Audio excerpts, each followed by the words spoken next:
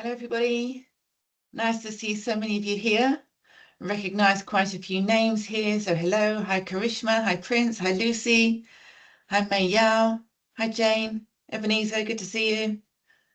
Lorraine, Luke, Wakaba, hello. Nice to have so many of you here. Thank you so much.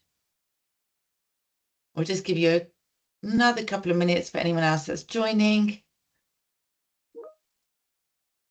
And thank you, Alexa. Alexa has just put a comment about the translation. Alexa, would you like to just explain how that works for a moment? Hi, everybody. It's Alexa here from the SouthSouthNorth team that manages the SMEP program. So we have enabled an option for subtitles. I have provided the instructions in the chat. Basically, navigate to the 3 dots, more, at the top of your screen, and then follow the prompts for language and speech. Select the option to show live captions, and then through settings, you can select the language. But as I've mentioned, that instruction is in the chat, so please have a look there. Super, thank you. All right. Well, we have a great turnout here. Hello, everyone. Hi, Verily. Hi, Vishnu. David Wilson, good morning. Debbie, Britt, nice to see you all. Great. Okay, well, this is obviously a very hot topic, and we hope that the discussion that we have today is going to be as insightful and meaningful for you as it has been for us in preparing this session. So I'm going to make a start. Good morning, good afternoon, wherever you are. My name is Zoe Lenkiewicz. I'm the founder and director of the Global Waste Lab, and also I'm the lead author of the United Nations Global Waste Management Outlook. It's a privilege to be here today with our esteemed guests, Christian Mang'eli from Mr. Green Africa in Kenya, John Adelegan from RiverRecycle in Ghana, and David Ongare, Director of Compliance at the Kenya NEMA, the National Environment Management Agency. So we'll hear from all of our speakers shortly. First of all, I will give you a brief introduction about SMEP and this webinar series. So the SMEP programme, which stands for Sustainable Manufacturing and Environmental Pollution, is funded by the United Kingdom Foreign, Commonwealth and Development Office and delivered in partnership with UNCTAD, which is the United Nations Conference on Trade and Development, which is quite key, that trade area, which we'll come on to later, as well as with SouthSouthNorth and Pegasus International. So since 2020, SMEP has supported plastics end-of-life interventions across sub-Saharan Africa and South Asia, testing practical approaches to collection, recycling, traceability, and community integration under real-world constraints. As the programme approaches its October 2026 conclusion, this 3-part webinar series has been designed to capture and share that learning. So we're not going to be discussing kind of polished success stories, but we're going to be looking at honest accounts of what works, what doesn't, and what practitioners would do differently. So like I said, it's going to be a really, really rich discussion. So I'm delighted that you're here to join us. But why now? Why have this conversation now? Well, with the Global Plastics Treaty process further delayed, regional frameworks, trade-linked mechanisms and national policy are increasingly where plastics governance is being shaped. That makes grounded implementation experience, the kind that SMEP has been generating, even more relevant. So thank you for joining this first webinar. In total, we'll have 3 sessions, each examining a different layer of what it takes to make plastics end-of-life systems work. Today, we are zooming in on viability, what makes plastics recovery models financially and operationally sustainable in constrained environments. The second session is next Wednesday on the 13th of May, where we will we'll be looking at traceability, standards and regulatory alignment. And in session 3 on the 20th of May, we will be looking at substitutes, compostability and regional policy pathways. So each session is structured as a moderated conversation, not a presentation series, and the aim is to surface transferable insight rather than to showcase the individual projects that have been supported by the SMEP programme, although they are fantastic. So what we're going to do is we're going to lead with a short introduction from each of our 2 main guest speakers. Christian from Mr. Green and John from RiverRecycle, and then we're going to hear later on from David Ongare at the Kenya National Environmental Management Agency, who's going to be giving us just a different perspective on what we've heard. So the core question that we're looking to answer today is which components of these plastic recovery models can realistically become self-sustaining and which are likely to remain subsidy dependent.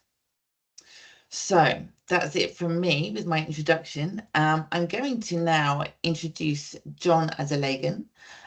John, would you like to turn your camera and microphone on, please, so that we can see you? Yes. And thank you so much. And I'm going to open the floor. Would you like to introduce yourself and share the few slides that you've prepared, please? Thank you. Yeah, thank you very much, Zoe. Yeah, good morning, everyone. I'm in Ghana, so it's morning. Good day to you, wherever you may be. But yeah, just John, my name is John Adelegan, so I'm based in Ghana. I work with RiverRecycle. Just give me a second to share my slide.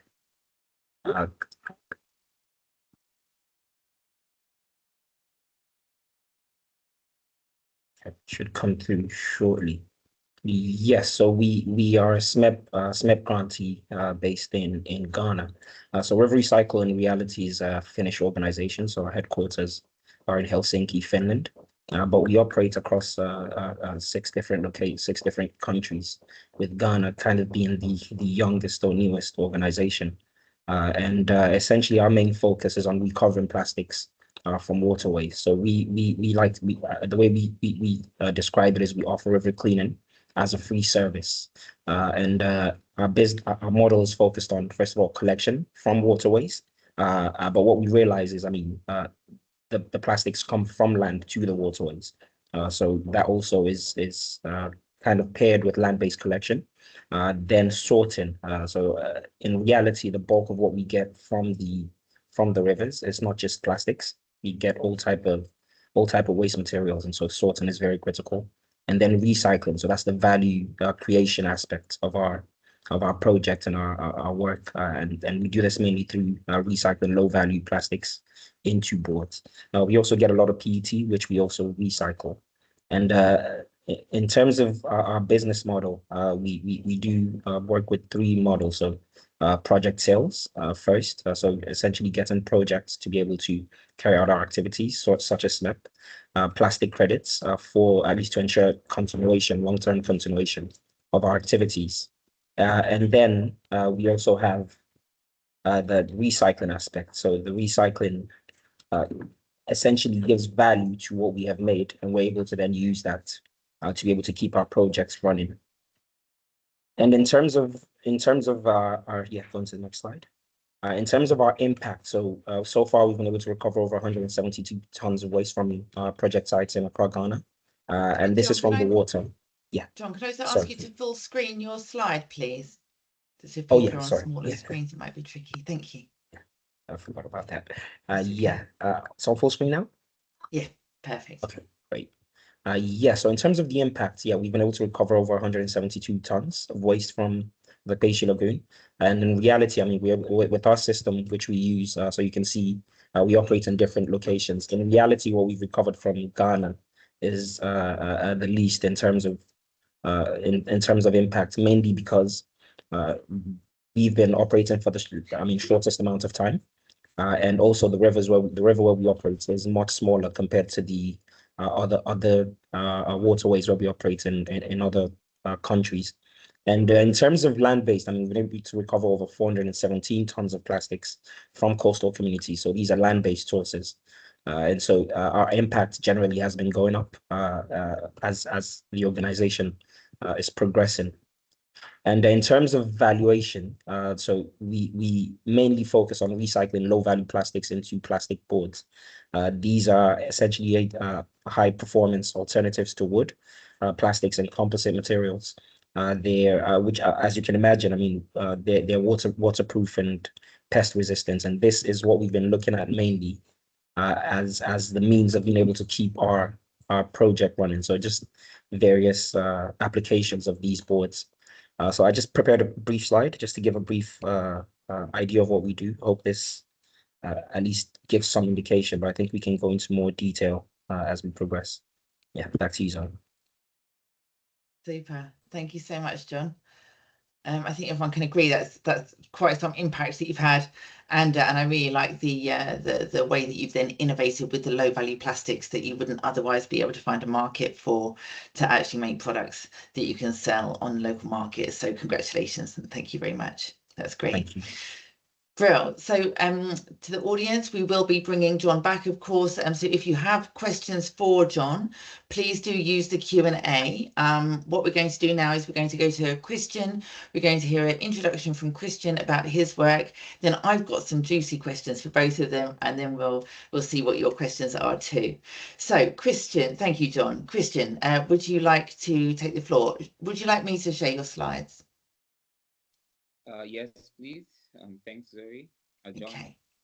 really loved that presentation. I also had a couple of questions. I'll park that for Excellent. after. And please, can I ask you to speak nice and loudly, please, Christian, because your microphone is coming through quietly.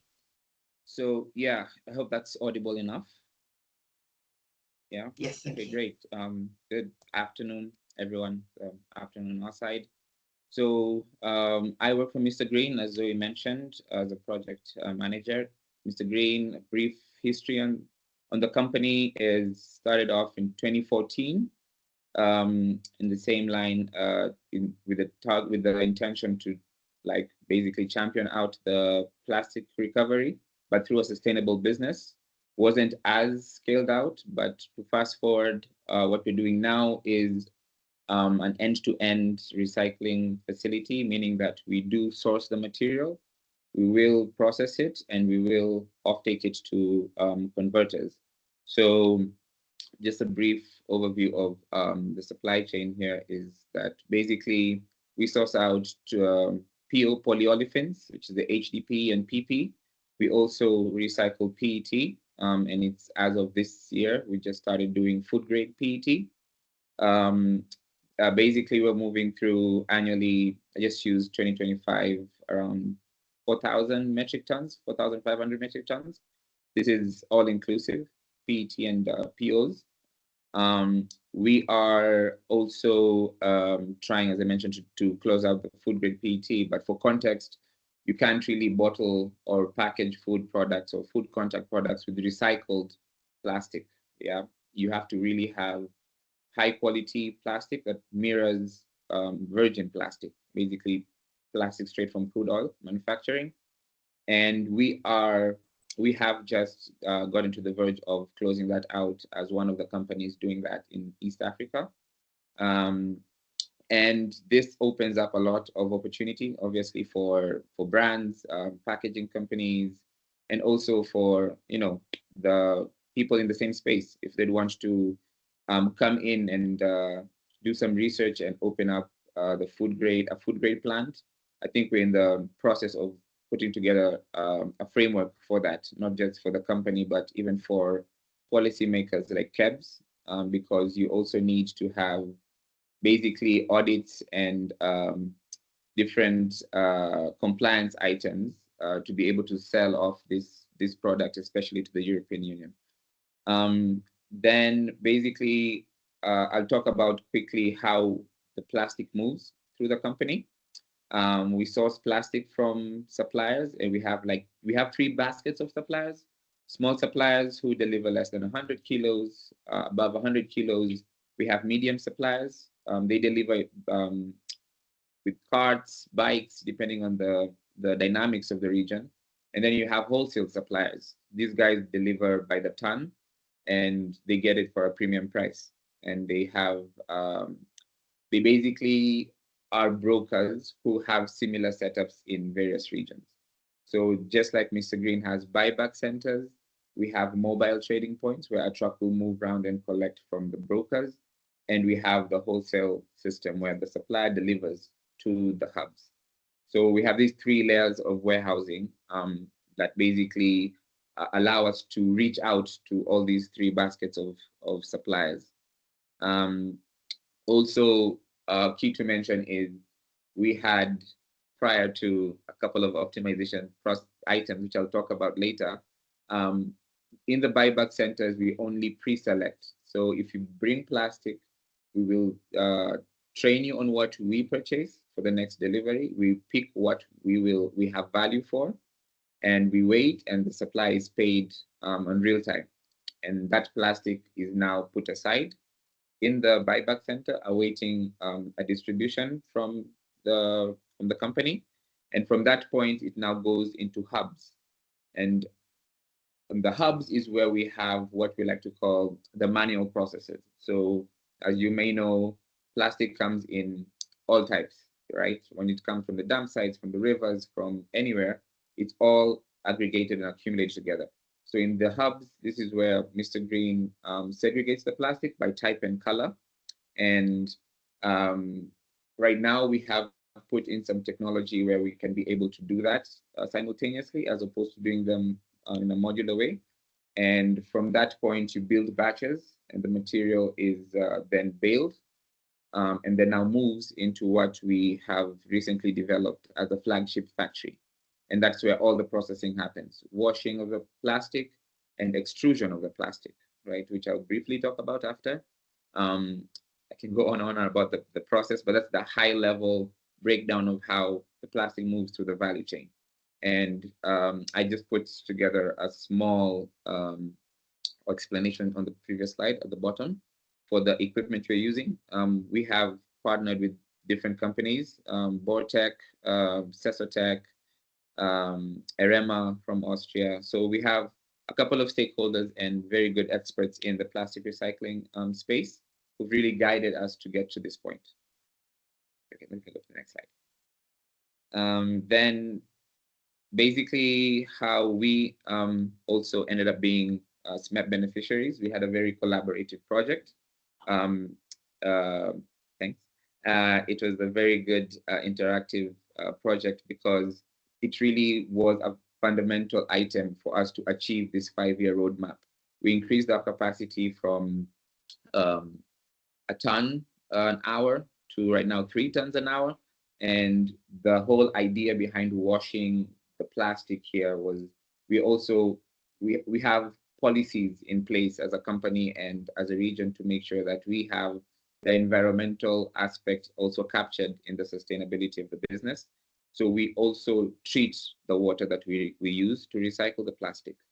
So the idea here was to have a model that can be replicated for different plastic recycling industries as a sustainable project that can be, first of all, efficient for the use of plastic recycling, but also environmentally cautious, and also now naturally gives way to many other benefits that come down the line. So as you can see, we were beneficiaries, and we had a project set up to process 12 cubic of water per hour. That's, I'm not sure how best to explain to the rest of the guys. It's a bit technical, but it's a lot of water to process. And we've just concluded that project last month. Still tweaking up some items, but we have managed to close out many benefits and targets that we had, including being able to get the effluent discharge license for our treated water. This means you save on a lot of costs in terms of freshwater use and sludge management. For numbers, approximately 10 million is used to basically manage your sludge once the wastewater has already run through its cycle and it needs some treatment. That's a lot of money. I know you have a lot of questions on that, but this is practical numbers that we have experienced as a company. And I'm happy to break it down to see what kind of categories those are in. But basically that's an introduction of how SMEP came in with the to work with Mr. Green. And could move to the next slide quickly, so I could. Sure. I'm just conscious of time, Christian. I'm wondering Yeah. if some of this detail we could come back to in the discussion. What do you think? We could. That's why I was actually rushing through to the last second last part. Sorry about that. The next slide, please.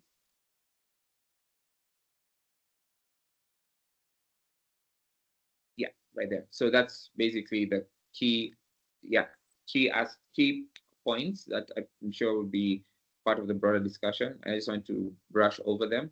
The broader reflections here are really captured from a business standpoint and not necessarily through the project.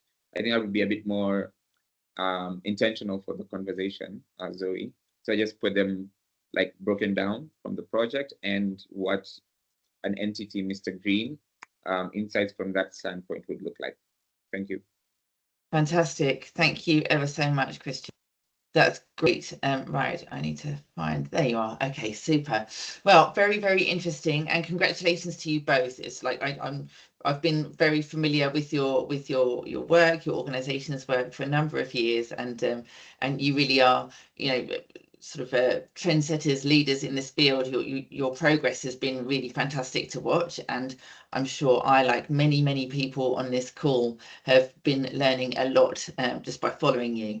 So now I get to ask you some very interesting questions, and I'd like to start, perhaps John, we'll start with you. In terms of your model then, with you've got the river cleanup, you're sorting everything, because obviously there's a lot that you pull out that isn't plastic. You're then getting down to the stuff that you can sell, the stuff that you can process. So I'd like to ask you, which parts of your model are genuinely commercially viable today, and which still depend on external support? Because I've worked with a lot of different plastics recycling enterprises or initiatives across Africa, and it's really hard, isn't it, to break out of being grant dependent. So could you just talk about that a little bit for us? Thanks. Yeah, thank you. I think, yeah, that's a very apt question, actually. In terms of what is, so just to look at the river cleaning side, the reality is, I mean, over the course of the past, 4 or 5 years, we've been operating in Ghana. The reality is the river cleaning side, it requires a lot of subsidy to be able to keep. The reality is when plastics are in the water, it's nobody's business. But the moment you bring it to land, it becomes a problem. And the municipality are not very willing in this part of the world to get that moved as quickly as possible. So that is something that definitely does require some subsidies. But in terms of the recycling part, I mean, recycling in itself is a business that is able to keep things going. So producing and recycling the plastics that we collect into boards is something that we found is economically viable. Our model actually is dependent on being able to use that to keep the river cleaning operations running, because the reality is, I mean, the river cleaning operations are not financially profitable businesses in and of themselves. Plastic credits do offset, but in a sense, they are a kind of subsidy as well. So it's really the recycling that can do that. But even within the recycling, I'm very glad that Mr. Green, Christian mentioned PET recycling. That's something that has really seen, I mean, the markets for that they've gone quite bad recently. We used to export mainly because we couldn't go all the way through the recycling value chain for PET, which involves, I mean, to get bottle to bottle or food grade, you need extensive washing. And that is something, especially when we're getting plastics from the riverside, there's no amount of washing we can really do to get it to food grade. So that is something that does also require some level of subsidies, but in reality, before the reduction in prices in Europe for recycled PET, that was something that could have run on itself. But at the moment, it is a bit challenging. I do expect that will swing back in a couple, at least before the end of the year. But yeah, hope that answers not to ramble on. Hope that answers. Yeah, no, your that's question. really helpful. Thank you, Yeah. John. Thanks a lot. No, that makes sense. Okay, so the actual cleaning process, that will always require subsidy from somewhere, because obviously that's not profit making, but Yeah. where you're actually generating the revenue is actually from the production of the boards and the furniture and other products that you're making from that specifically. Okay, that's a really helpful takeaway. Thank you. Thank you. Okay, Christian, how about you? Which parts of your model are actually, you know, generating the revenue, and do you have some parts that are still subsidy dependent? Thanks, Zoe. Yeah, I mean, for Loud as you definitely can, from a please. recycling standpoint, I mean, Yeah. we have been in both, I'd say, scenarios whereby it would be very grant dependent to just get a couple of things and the ball rolling. From a capex standpoint, as John mentioned, so it's a very capex intensive affair to recycle the plastic, at least getting it to the value add to the point that you're selling off raisins to converters. And moving now that to from a bottle standpoint is again another significant cost. But all this, I believe, looking at P&L standpoint, a recycling operation is always has room for sustainability and very many optimization points. But what I would point out is items that would make it not viable would be items in relation to compliance. And when I talk about this, it's really bespoke to the Kenyan environment. So what the insights I've come across personally is when we do these processes and we start recycling the plastic, what comes out a lot is a lot of waste, right? And I don't call it waste from a point of, because it is plastic waste you're finding value for. I'm talking about items you don't have value for currently in the market. And they are of to a certain percent very significant in different regions and some very small. But generally, when you're doing the recycling process, you will have you will have waste, right? You will have leaks in the process, and you will have items that you have to get rid of, for lack of a better phrase. And that whole getting rid of part is really expensive if you do it by the book, right? So I'm talking about solid items, solid waste, habitats, and all these multi-layered plastics haven't really been the recycling has been very aggressive in the market. So the idea here is when you jump into such an enterprise, you need to also consider additional costs in your sludge management, in your solid waste management. And from Mr. Green, since we have a policy to not take things back into the environment, what we do is incinerate. And incineration is expensive. I'm looking at around 25 Kenya shillings per kilo, thereabouts. And these are tons and tons and tons of microplastics of waste captured and solidified in the ETP process. So yeah, definitely on the kickoff, you would need some sort of way through. I mean, there have been initiatives, right? Equipment coming into Kenya, you have some subsidies with some tariffs. So the equipment purchase is, you get some close off. So you have been exposed to the international technology. But also now compliance, there's a cost of compliance that it takes a really big chunk out of the whole sustainability aspect. But further upstream in the collection point where we interact with suppliers, I'd want to also believe that from a waste speaker standpoint, there is a lot of work that would be needed to basically give them what they need to do their job right. And this cuts across, I mean, training so they can understand the kind of plastics that have value, PPE so that they can wear the right kind of gear for their work. John, you mentioned about it's mostly along water bodies and the riversides, and all I could think about is what kind of diversity is there between what the guys who handle the waste collection in Kenya look like, or the ones we interact look like, and what your guys look like. But there's some standard items that will be there that kind of basically give you the motivation to actually do your job. And there's a lot to be done on that front. And it could come in as a subsidy in one way or another. But I think those are the items that I have among many interacted with in the course of the past couple of years.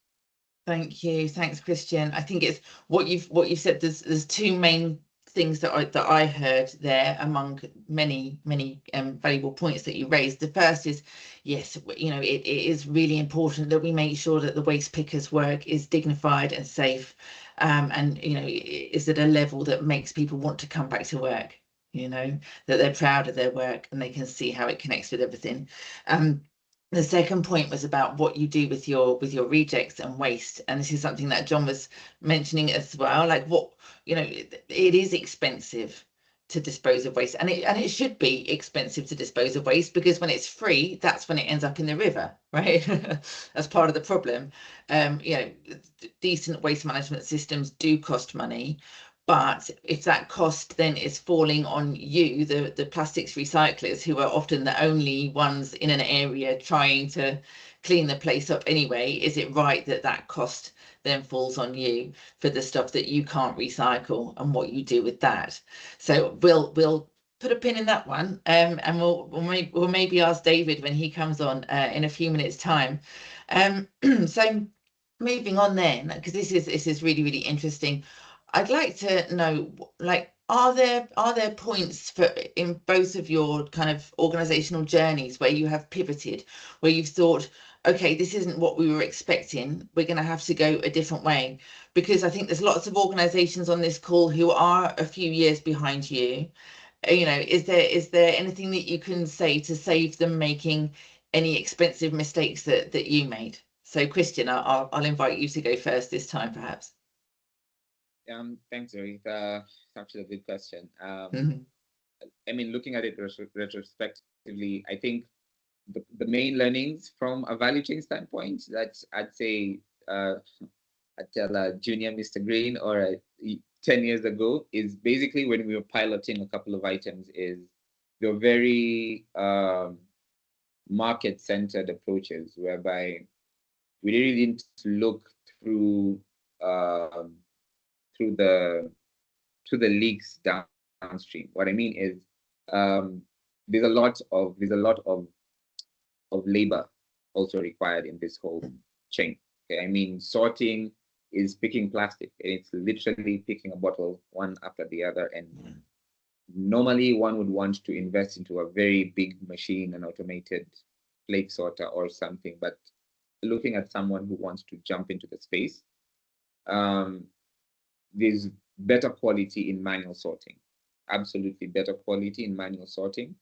And if trained right, and you have a proper team to do it, your costs will definitely, you increase productivity. It will start off high, but over time, that productivity will be of good, will be a win.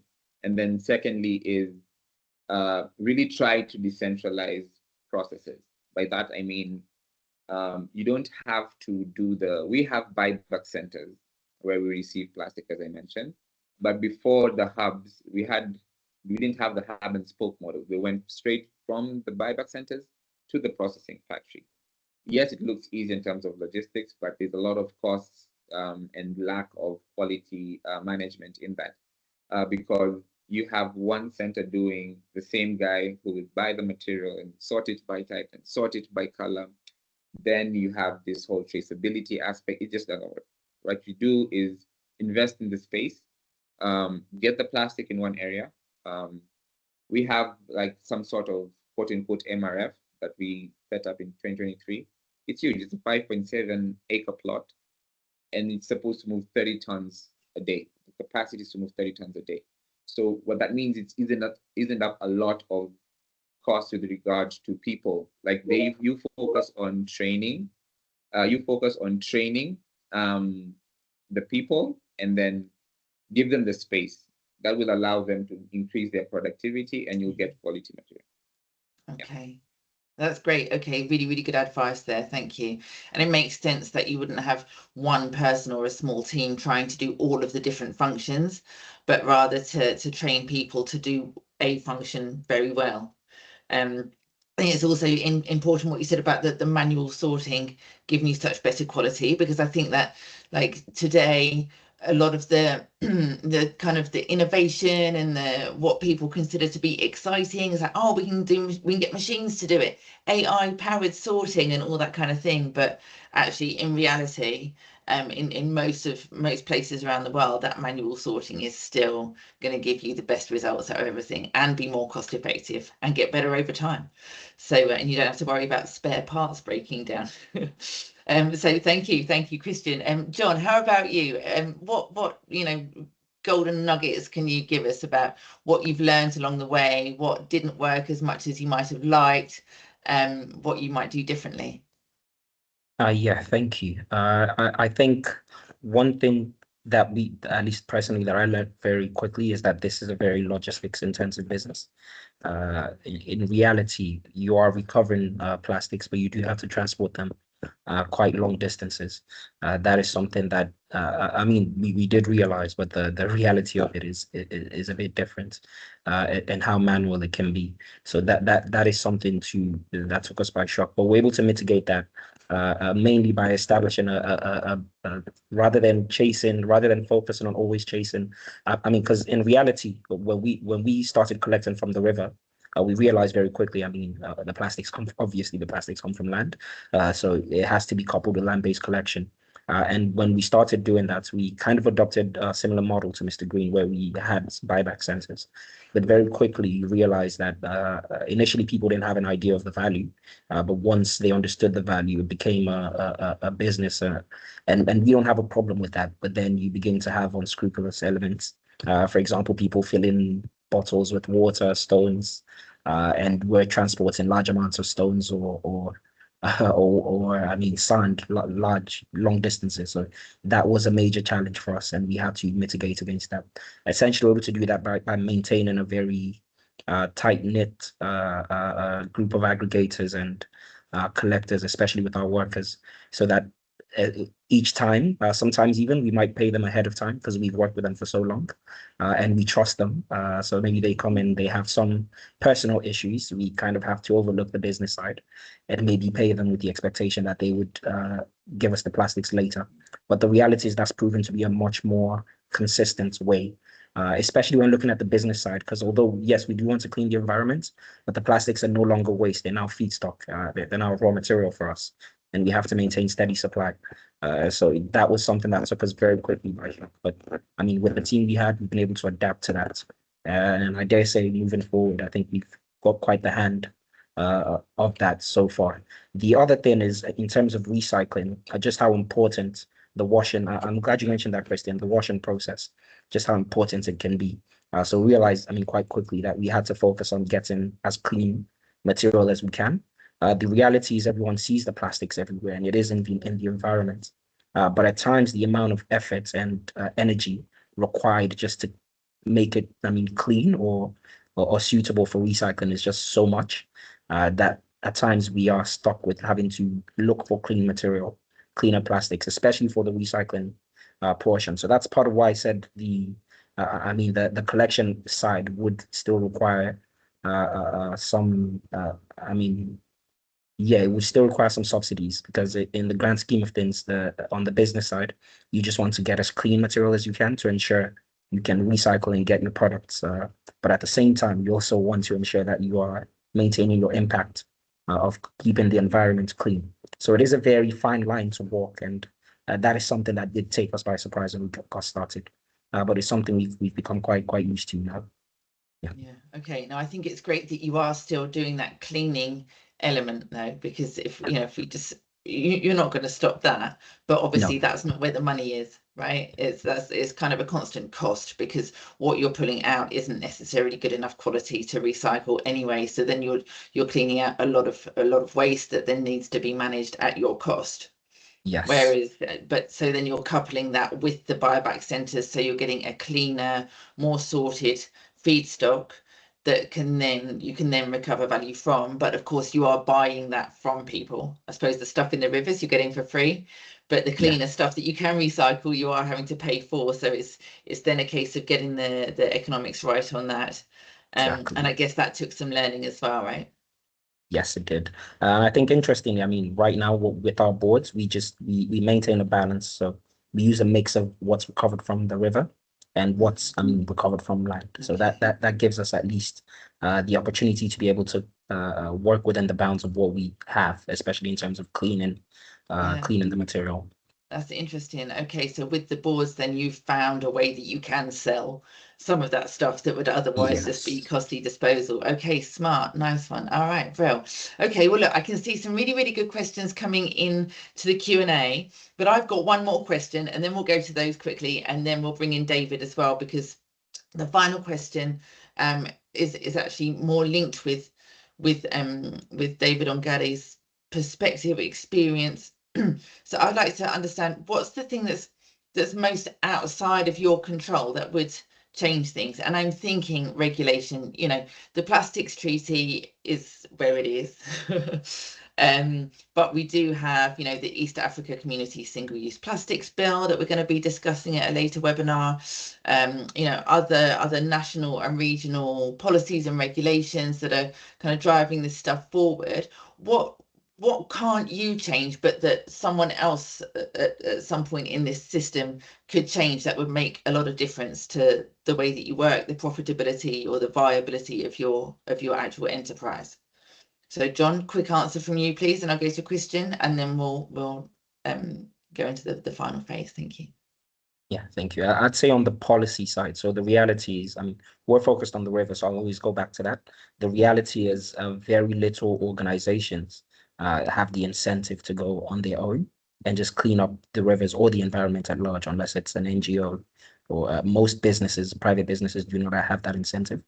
So just something that we have discussed with the Ghanaian Ministry of Environment in the past, but just being able to not necessarily force, I don't like using the word force, but mandate that the producers pay some cost for the recovery. That is something that, yeah, they do claim that they do locally, but from where we work at the riverside, we've been trying to kind of separate the materials coming from the major plastic producers in the country, just to give them a clear indication of, because most of them have their own recycling processes that they run, but the reality is at the riverside, we're still getting a lot of their materials. So just to have that in place so that they kind of contribute towards that, because other than that, no one's really going to do anything about it. It's just going to be left there. Yeah, good answer. Okay, thank you very much, John. Christian, how about you? If you could change it, one thing that's outside of your control, but that if it was changed, it would make a big difference to your activities. I don't want to labor the whole policy aspect, but you know, there's a lot riding on that, because it dictates a lot, both upstream and downstream. I mean, we have incentives and we have programs and EPR schemes, and you know, it's all geared towards one front. There's a lot to be done for sure, and I'm cognizant that it will take time. But I mean, from where I sit, that's the key point that will move the needle. You know, I mean, there is other soft items that I think, like, you know, access to some form of because right now, for instance, if I was going to move into food grade production, there's a lot of work required in terms of audit before you can offtake food grade back to the European market, and it still falls in the same caliber of policies. Just all I'm saying is, it doesn't have to be national. Even from a global standpoint, we also have room to tweak a couple of things and kind of give someone that vision to actually acknowledge that it's a possible, feasible business to start up and make sustainable, because there's all this opportunity. There's all this. Very few people are sensitized on this. It's a very hidden industry, and very few people, even the suppliers themselves, are not really cognizant of the kind of plastic that is in the market. Like, we have a lot of people asking, what kind of plastic, what do you pick? You know, what's the first thing? But viability is not driven by collection alone. It's driven by the ability to consistently produce market acceptable material. So there's a lot riding on the policy and legislation that we can easily, there's some quick wins we can take from that point. Great, perfect. Thank you so much. Right, and this is the seamless segue into introducing to the stage our final speaker, Mr. David Ongare. David, are you here, please? Yes, I'm here, and thank you very much thank you for putting together this webinar, and I also appreciate the work that SMEP has done. I also have gained a lot of inspiration from the presentations by John. John, I can tell you, Midasi. And also from Christian, we also had the privilege of supporting in the setting up of Mr. Green here. So I was part of the team at inception that helped to set up this institution. And I'm cognizant of some of the issues that John has brought about with regard to logistics and low-value plastics. Christian also talks on quite a number of issues. They have set up an MRF. And also, we can see that there is possibility for policy to be driven from industry, not just top-down. But you can see that these are opportunities that we have.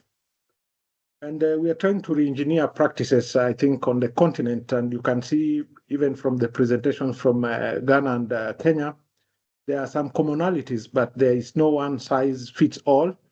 We need to look at the local contexts, which are very, very important.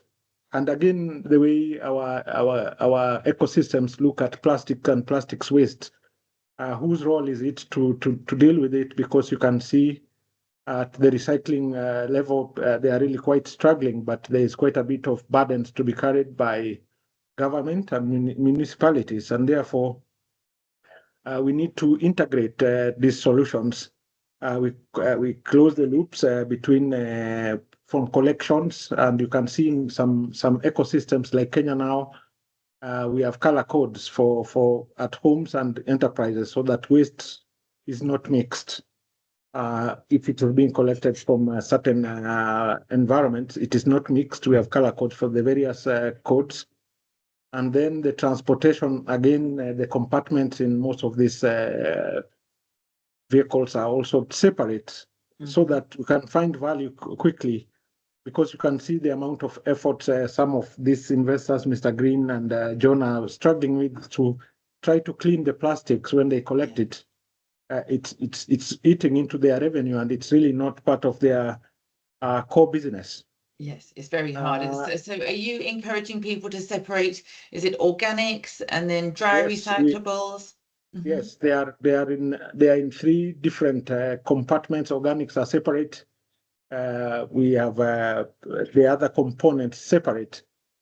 So you can see that when someone like John or Mr. Green, they receive this material, they don't need to spend quite a lot of time and effort in the cleaning, because once waste is mixed, it's really quite a difficult thing to deal with. Yeah. When we are looking at the issues of the relationships, and here most of them have alluded to the role of the informal players, their environment, their health and safety, and also dignification and fair wages. Because we see in contexts like Kenya, they are really the central cog, a very important cog, maybe not central, in the management of waste, and including plastics. And we have seen quite a number of them now in Kenya coming together in some form of cooperatives. And I know, although Christian did not mention this, they have tried to work also with some of these informal players to put them into cooperatives for purposes of empowerment. So then we also link that up with the issues of municipalities and central government, so that there is a policy and regulatory coherence. Because if we don't have that, then there are problems. And I think there's something Christian alluded to.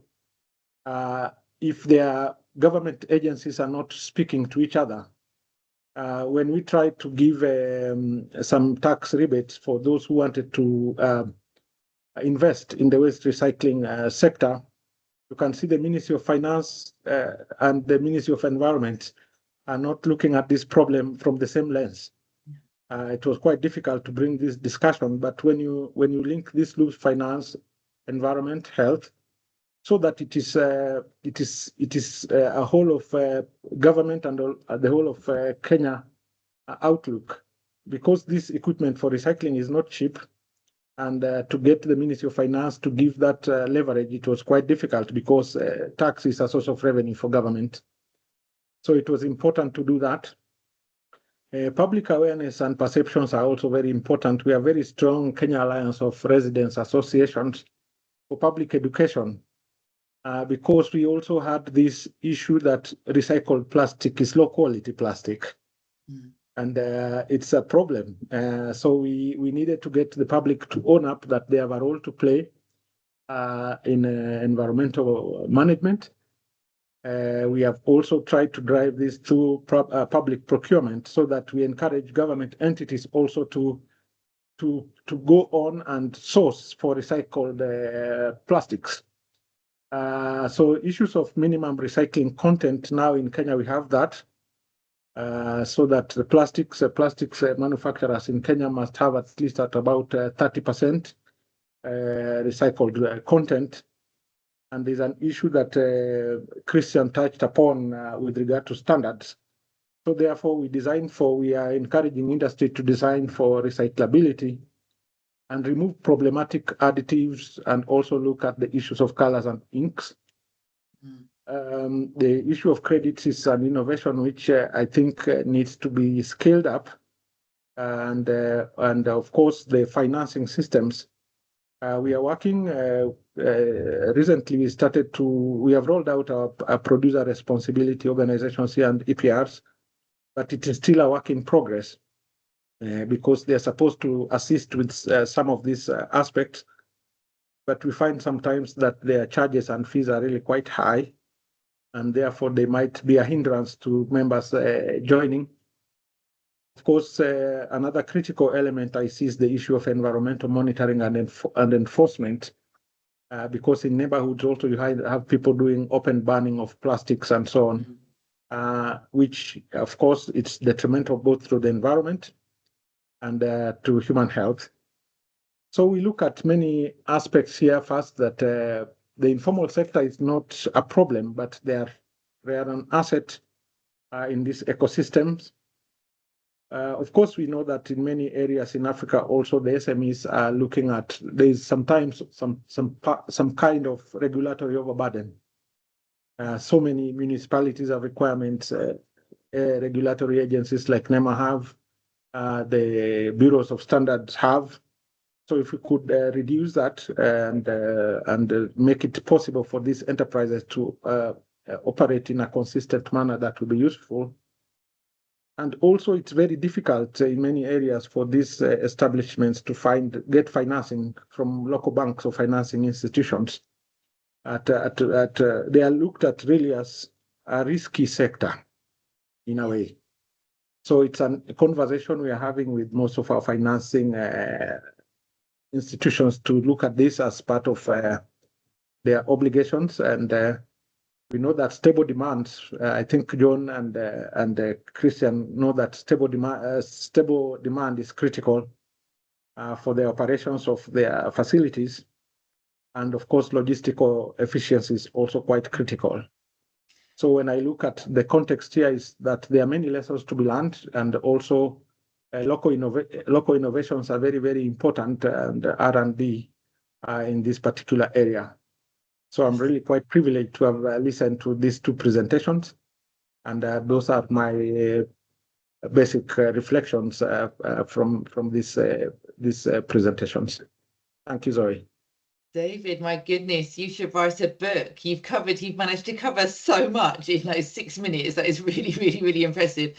And everything that you've touched on has been a really big point, you know, from creating the demand for the plastic that these enterprises are recycling, you know, through public procurement, through building consumer confidence, through requiring, you know, recycled content, making sure that you're working with the bureaus and the standards bureaus, which is also going to be a topic of another of these webinar series, to make sure that additives and so on that are going into the plastics don't then impede its recyclability further down the chain.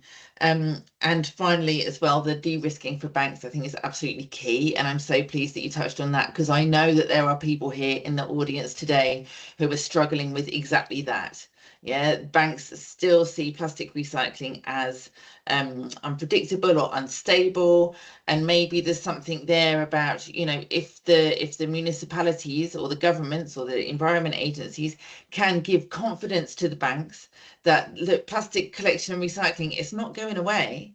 If anything, it's growing. You know, yes, we are you know, susceptible to market fluctuations, but most sectors are.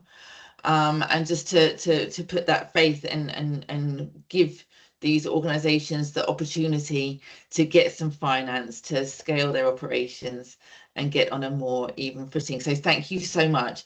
Right, we have a few questions left. We did discuss before this session that if we do go over the hour, we're quite relaxed about that. I know that some of you here in the audience are going to have to leave at the end of the hour. So I was really keen to get David Ongare's perspective in for you first. I've also been looking down the questions, and I actually think that we've done a pretty good job at answering lots of them already. So perhaps I will go to just thank you, David. Thank you again. John, can I come back to you and see? I don't know if you've had a chance to have a look at any of the questions in the Q&A there, John. And David, we might come back to you, so please don't go anywhere. So some of the questions have been directed to you. Let me think. Okay, what you do with PET, so we know that. Somebody in, this is from George in Zimbabwe, working with HDPE and PP, but there's a lot of PET there. So it's about finding like a stable off-taker. I mean, you know, you've talked about the cost of transport. So with PET, I'm guessing you're shredding it, you're cleaning it and shredding it and then selling it. Can you just talk us through, you know, your kind of off-taker market there, please? Okay. Yeah, in terms of PET, so we actually started crushing initially. But then realized that at least the off-takers didn't really like that because we didn't have food. Some of them wanted food grade, and so we switched to baling because that kind of gave them the option of crushing it themselves, washing it, putting it through whatever the process they wanted. So we bail our PET, and over the course of our project, I think we exported the bulk of it to Europe. So Turkey, Portugal, Spain. And the bulk of, I mean, in terms of the process that we used, I mean, mainly the baling, but the biggest challenge that we had was that the prices are not flexible. Rather, the prices are flexible; they're not fixed. So, I mean, we weren't able to secure, would I say, a long-term single agreement with an off-taker. We kind of had to shop around for the best price at each point. But the challenge right now with that and with PET at large is that at the moment we're not allowed to import recycled plastics into the EU. The EU is currently still legislating around that. So my expectation is that there would be a body that would be set up to kind of regulate that. And once that's set up by the EU, then the imports would likely resume again. So in that instance, I think we can probably discuss on the way to take that forward offline. If you do have PET, I mean, we are looking to expand to other locations, so I'm sure we can work something out.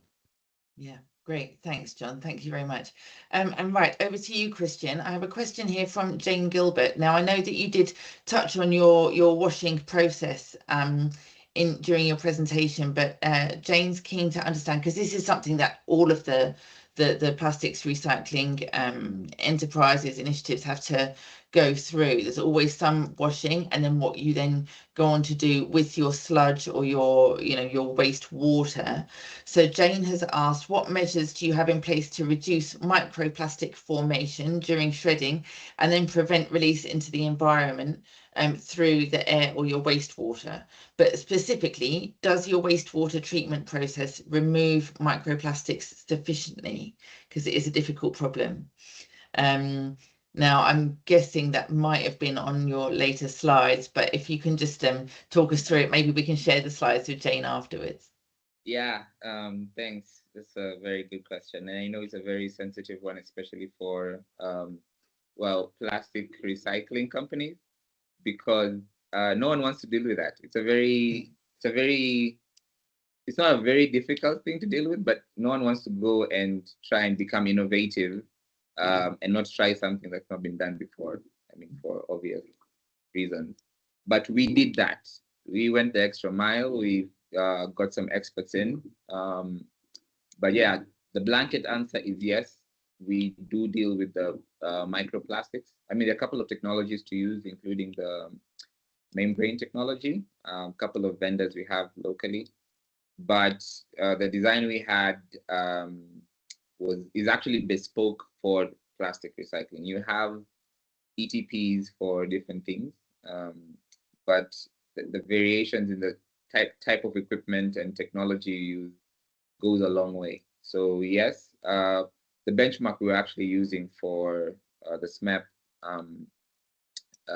project was actually the third schedule, an MCA, which gives you all the parameters of different, all the your thresholds for different parameters in your water quality.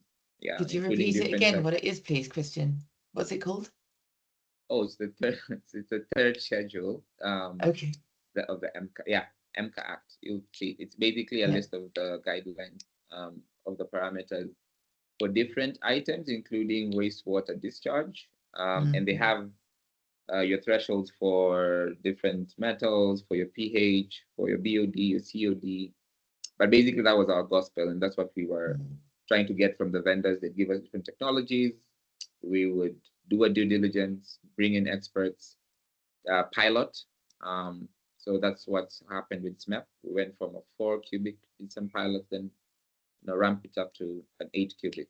But in the same light, I just touch on what John also mentioned about the attaining of the food grade technology, and also echo what David said. So it's actually it's a very capex intensive project. Obviously, I mean, you have millions and millions of dollars to use to just put up one equipment, and then you still have to commission and you have to train, and there's a lot after that, right? Because you also have OPEX costs, your power significantly high, and this is a lot of power. I am a strong believer in using solar, but I'm looking at huge number of panels just to power the thing up. So you have OPEX costs also down the line. But in the same light, I'd also want to echo that there is technology out there to do this. Basically, everyone has tried something. You have insights from all companies, not just Mr. Green. You have your own insights. I have my insights.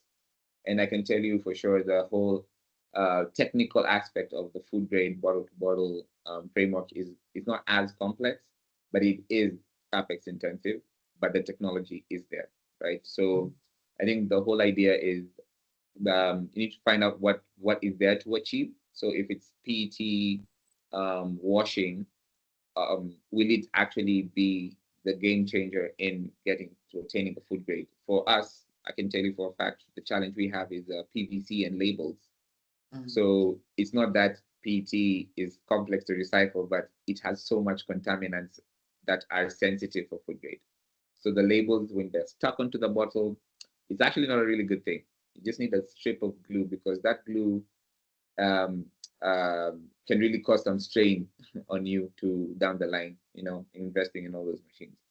But yes, technology is there. And to answer the question that was asked, yes, there is. We do address microplastics, couple of sieves for sure to handle the suspended solids, but we added some more. We optimized for the better part of last year. So we brought in different types of equipment to address the sludge upstream before it gets into the treatment plant. Yeah, well, okay, so there's so much to it, isn't there? And like I knew about the kind of different contaminants, but even just that little strip of glue on the label. So I hope David's listening to this, because this is maybe another area that he'd be able to help with the regulatory side. What do you think, David? I'm here, I'm listening, and that's why I found it this webinar to be quite useful, because of course from practice you can also inform regulations and policy. Because if we are trying to push towards recycling and certain aspects with regard to standards and so on that make these enterprises not able to do their work, then it is something that we need to pick up as regulators from government, both ourselves and the Standards Bureau, so that we can send out the relevant guidelines and regulations to make the sector sustainable. So it's a very valuable insight for me.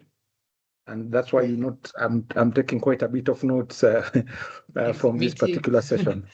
Thank you so much. And just for everyone's benefit, so at the end of this series of webinars, I'm going to be producing 3 briefing notes, one from each of the webinars, and then finally a synthesis note that brings together all of those key learnings from the SMEP program. And I think you can agree, I mean, the things that are the issues that are coming out, that are emerging here, and listening to John and Christian and David about all of there's so many different aspects that you have to get right in order to be a sustainable activity. It's really a valuable discussion, so thank you all.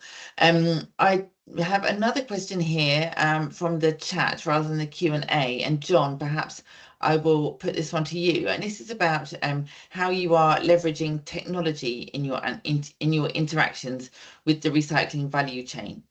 So this is from Isaac. He says that you both mentioned the data of some amount of tons collected from the environment, but how can these values be validated generally in the space of data, metrics and compliance? So how are you using technology there, please? Thank you.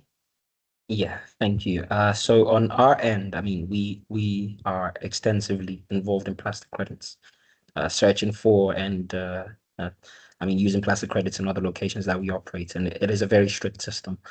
So there's strict requirements. I mean, in addition to the SMEP requirements, data gathering requirements that we have to adhere to. On our end as well, because I mean the plastics are the ones collected from the rivers and from other locations, really, they're no longer waste for us, they're raw material. So internally, we also have our own internal data management systems, primarily because in being able to keep on top of our business, we have to be aware of the amount of raw material that we are getting and that we are processing. And so we do have a system. One of those we use is called Inclusive. It's a data management system that we use internally with our organization. So I think it's something we can look up and possibly share more information about later if it's required. Great, super, thank you. While you've been speaking, John, I've also been looking further down the comments here, and there's a good one here from David Wilson, who says, I'm always concerned by our use of the word subsidy. No recycling from municipal solid waste anywhere in the world is economic, based only on the selling price of the materials that have been separated for recycling. In the global north, wastes are separated at source by the householder, and collection of separated wastes and their further sorting is then paid for by the municipality and or the packaging producers through EPR, extended producer responsibility schemes. Yeah, the alternative to recycling is controlled waste disposal, which in itself is expensive, as we've heard from both of you today. So we cannot expect excellent recycling entrepreneurs like our 2 guests here today to cover all of these costs of waste management without producers and municipalities paying their fair share of the costs. So I think we can all agree with that. I can see John nodding away. That's it. Waste management is not free, and if we want to do it right, it does cost money. So who pays is always one of the biggest questions. But I think it's absolutely right, David's point, that when we look at fairness, it shouldn't be the organizations that are the ones actually doing the cleaning and trying to get this enterprise system to work, who are then liable for the cost of the stuff that can't be recycled. It doesn't make sense, right? So something for us to ponder further, perhaps, as we go through this series of webinars. So perhaps I can see a few people have dropped off because we've reached the end of our hour. We've overgone by 10 minutes. Perhaps we'll just go for another 5 minutes because I do want to be respectful of people's time. So what I'll do now is I will ask John, Christian and David in that order for one final takeaway, please. So if you could, what is it that you would, the most valuable nugget, whether it's something that you wish you'd known at the beginning, or something that you had to change once you saw how things were actually working, or something that you think, gosh, if we could just change this one thing in the future, it would really open the floodgates to a lot more impact.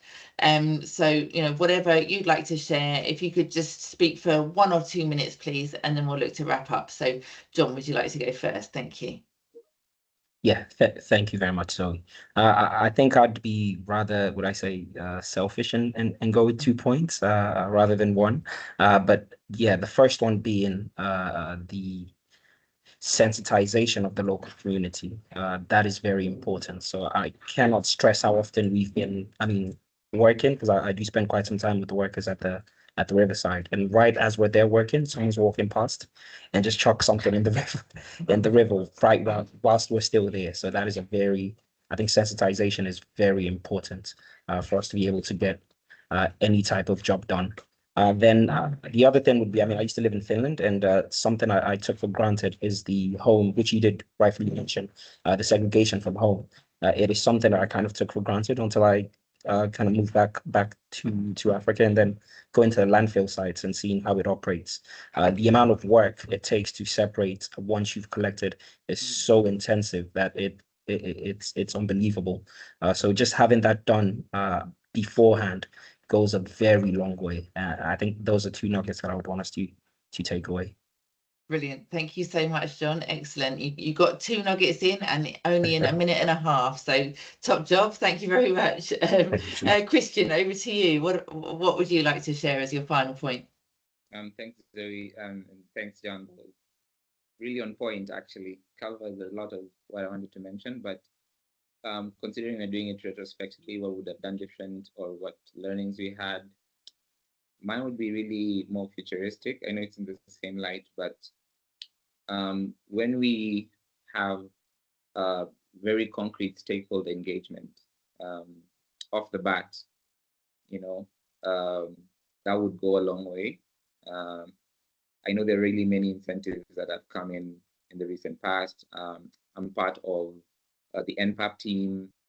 There is another program also ongoing with regards to plastic waste modeling and recycling.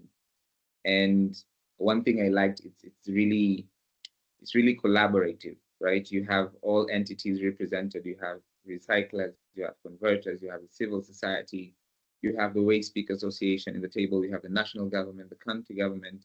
Like whatever comes off the table basically is not only holding people accountable, but it's also sensitizing the other facets that, look, this is the reality, right? And this is what happens. Because I really like going back to the fact that there's a lot of, there's a big gap between what is needed in the market and what goes out into the market.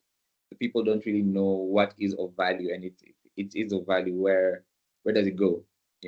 From an environmental standpoint, but also as a revenue stream. Like, where does this, when I get cartons, what's the value of this car? Where does it go? I know it has a very huge impact on the environment, but I'm taking it for the market value. And if someone in the household level understands, like in the first mile, it will go a long way in, the policy stops becoming policy, but something ingrained in culture that this is actually how it happens, right? And it is cascaded down, generations down. And I know, as I said, this will take some time. It will take a long time. And then, as David mentioned, we have EPR schemes, we have all this involvement from all these faculties. But now having them on the table more often in different platforms goes a long way in moving the needle. Really. Yeah, no, it makes total sense, because I think, as we've seen throughout this discussion, it's not something that one organization or business by itself can really tackle. It does take the whole system, from the producers, the municipalities, the public, the recyclers, the collectors, everyone needs to be working in the same direction, and that collaboration requires actual empathy and understanding of each other's experience, right? And what you're seeing as you know, as the part of the system that you're familiar with is quite different to that the producers are, for example.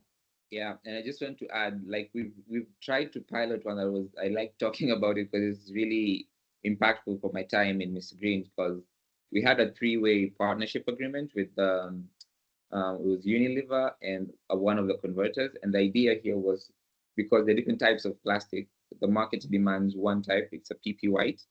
It's like gold out of our, let me call it feedstock, because everyone wants a PP white because you can blend it to have different shades of color. Anyone in the supermarket would want a white thing. No one wants a black bucket. But, you know, we had an agreement whereby we would get their product only and fabricate a container for scouring powder.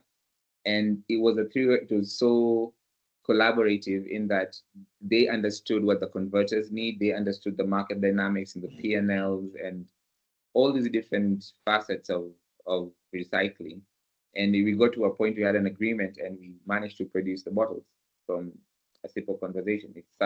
It's quote unquote a subsidy initiative from the final user, right? So the guy who will package their products using your product is involved in your actual supply chain, both your companies, and is actually willing to, you know, put aside other dynamics for the better the process, and everyone's happy.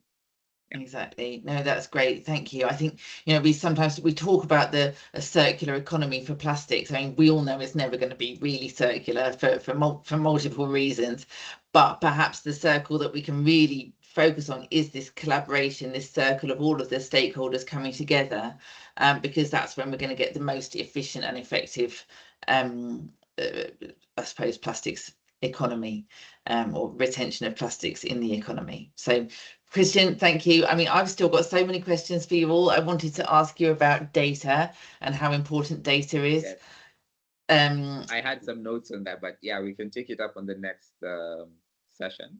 Or maybe, yeah. Well, if you want to say very quickly, I just think it's important for people on the call to really hear how core that data is to your organizations, both of you perhaps. It's super pivotal. I can't emphasize anything more than that. In a recent discussion with Systemic, who are the advisors during the NPAP program, the last national published kind of data point or data set was all the way back in 2018.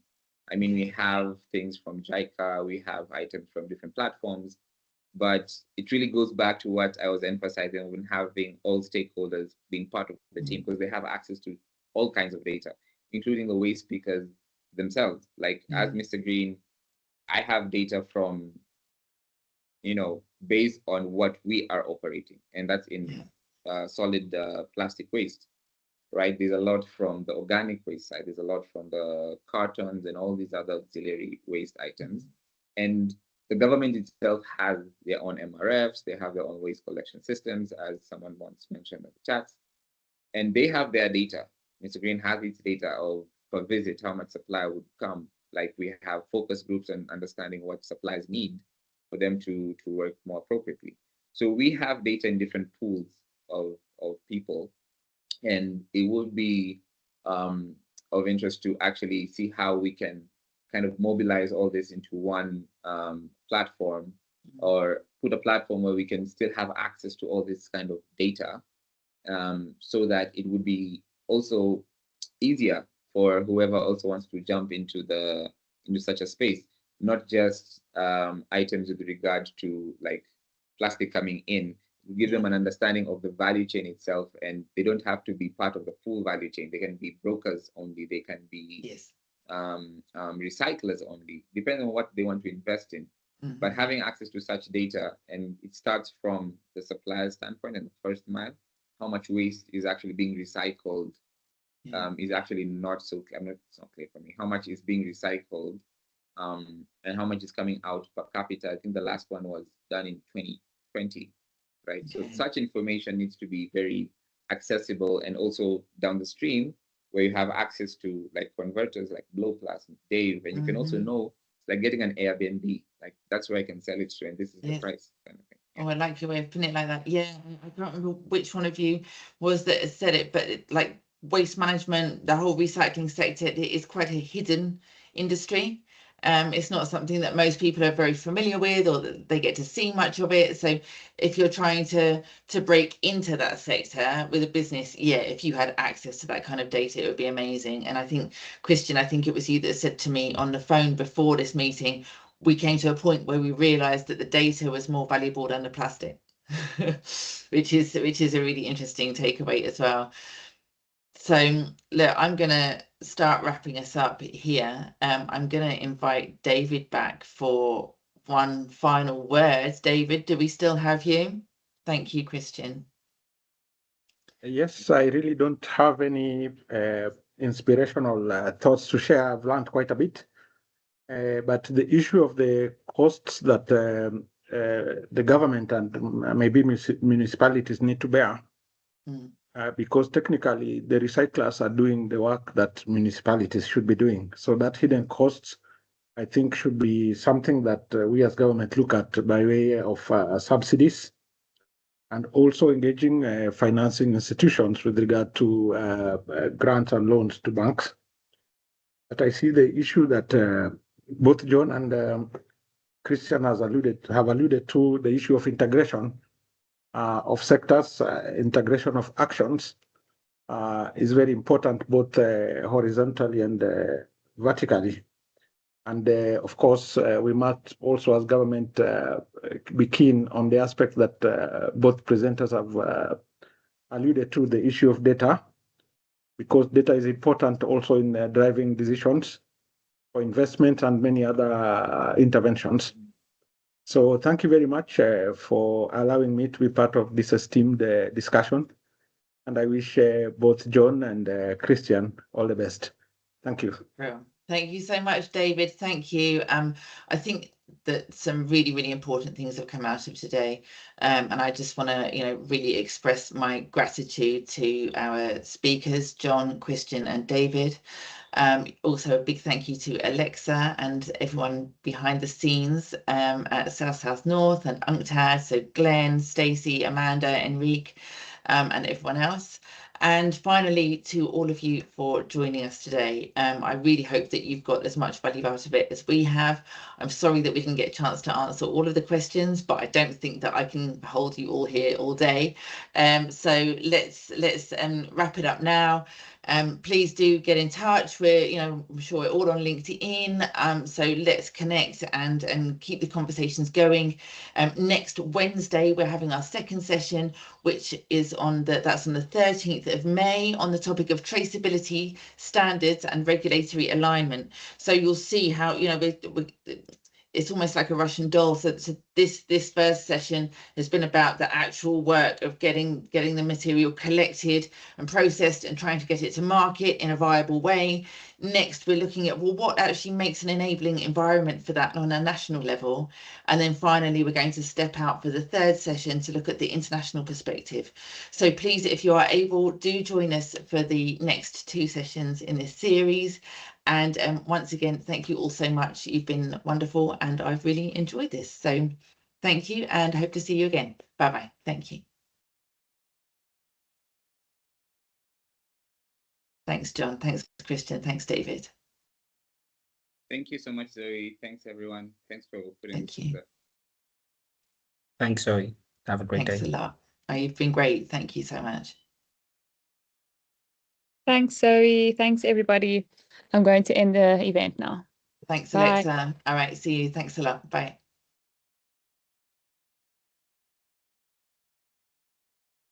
Very good. Very good. Very wonderful.